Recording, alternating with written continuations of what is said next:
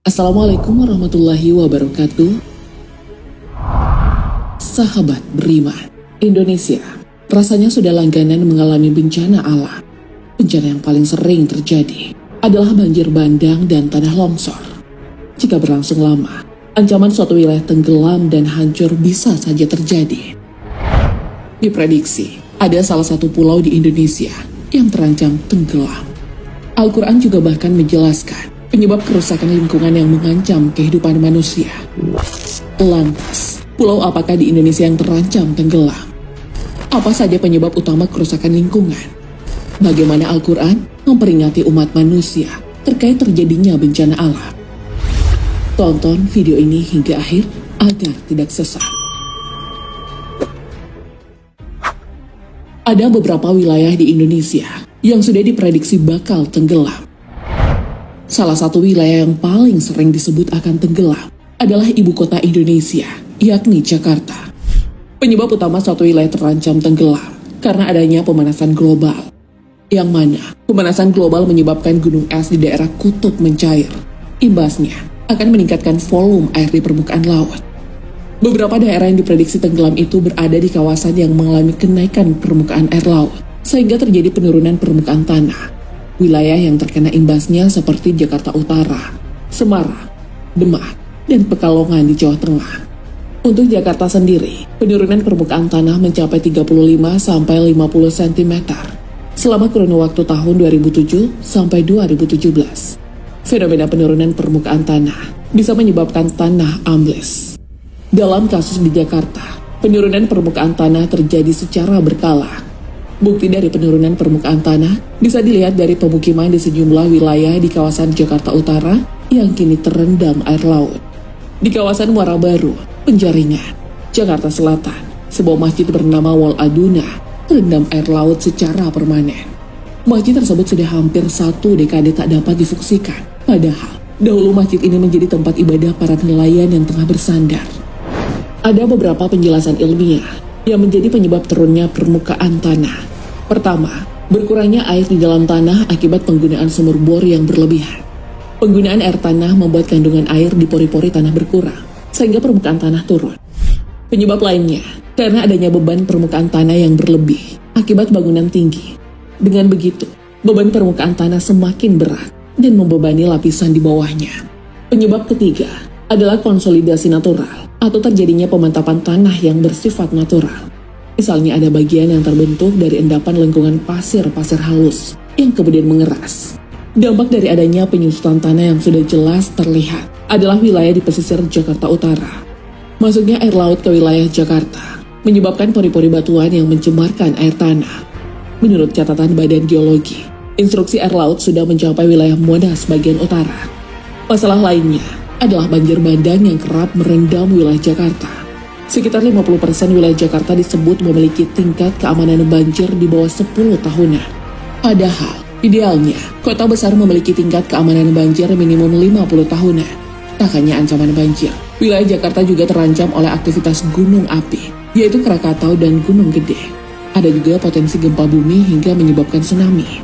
Jika sederet bencana alam yang menimpa Jakarta ini terus terjadi, bukan tak mungkin Jakarta akan tenggelam dan hancur. Fenomena tenggelamnya suatu wilayah memang ternyata sudah dijelaskan di dalam Al-Quran. Kitab suci Al-Quran secara tegas memberi peringatan perbuatan-perbuatan manusia yang menyebabkan kehancuran suatu wilayah. Seperti apa bentuk peringatan Al-Quran perihal ancaman tenggelamnya Jakarta? Bencana alam yang mengancam Jakarta tenggelam disebabkan oleh kerusakan lingkungan.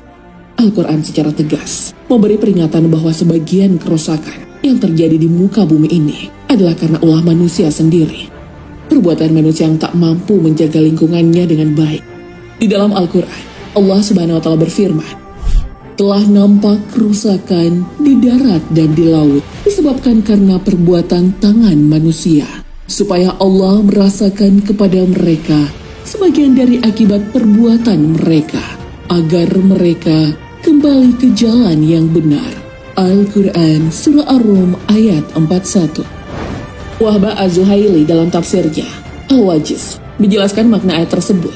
Ia memaparkan bahwa semua kerusakan atau musibah yang terjadi di bumi ini merupakan hukuman bagi umat manusia karena perbuatan-perbuatan tersebut.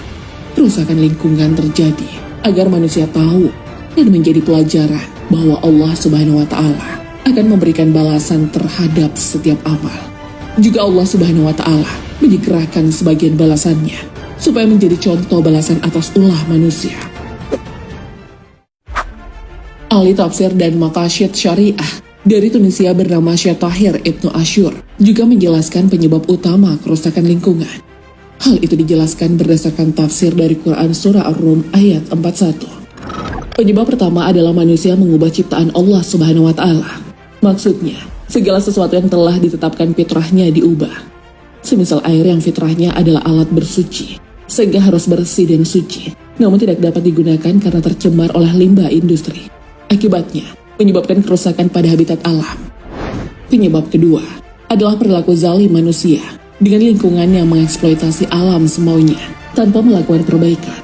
Ketiga, yaitu menyombongkan diri, sebagaimana sebagian dari kita kerap berlaku semena-mena, sombong akan kemajuan teknologinya, dan mengeksploitasi alam hingga menyebabkan kerusakan. Kemudian yang keempat, umat manusia kerap memperturuti hawa nafsu, menghalalkan segala cara untuk mencapai keinginannya, untuk menguasai alam dan menjarah sumber dayanya. Penyebab kelima adalah menyimpang dari keseimbangan alam. Padahal Allah Subhanahu wa Ta'ala telah menciptakan alam raya berikut bumi dan isinya dengan keseimbangan.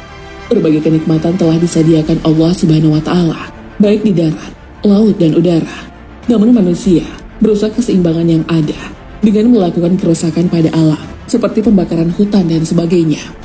Keenam, manusia kufur akan nikmat yang diberikan Allah Subhanahu wa Ta'ala, sehingga Allah Subhanahu wa Ta'ala menimpakan kegelisahan, kelaparan, hingga bencana alam yang mengancam wilayah bisa saja tenggelam.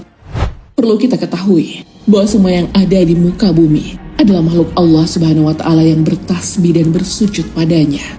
Maka dari itu, manusia tak boleh semena-mena terhadap makhluk Allah Subhanahu wa Ta'ala. Manusia tak boleh seenak maunya eksploitasi hutan, gunung, laut, dan hewan. Juga perlu ingat bahwa manusia diciptakan menempati muka bumi untuk menjalankan peran sebagai khalifah. Manusia seharusnya menegakkan keadilan, menebar kebaikan, dan kemaslahatan bagi setiap makhluk ciptaan Allah Subhanahu wa Ta'ala. Selayaknya manusia memakmurkan bumi, mencintai dan menjaga keseimbangan alam. Tindakan merusak alam termasuk bagian dari dosa karena maksiat. Sebagaimana ayat-ayat Al-Quran telah memberi peringatan, jika melanggar aturan perintah Allah Subhanahu wa Ta'ala tentang lingkungan atau alam semesta, maka manusia akan terjatuh pada dosa. Jika kita sebagai manusia tidak menanam atau tidak menata, sama saja dengan merusak, hingga pada akhirnya akan berbuat kezaliman. Manusia menanam pohon agar bisa berzikir kepada Allah Subhanahu wa Ta'ala, sehingga terciptalah kemakmuran. Sahabat beriman, kita sebagai manusia, sebagai khalifah harus selalu memberikan keteladanan dengan menjaga keseimbangan alam. Jika hal ini dilakukan, maka Allah Subhanahu wa Ta'ala menempatkan sifat Maha Pengasih dan Maha Penyayang. Kita semua mengharapkan hidup yang makmur dan jauh dari bencana alam. Bukankah kamu sudah merasakan betapa menderitanya kita sebagai akibat dari kerusakan lingkungan? Wallahu a'lam bishawab. Wassalamualaikum warahmatullahi wabarakatuh.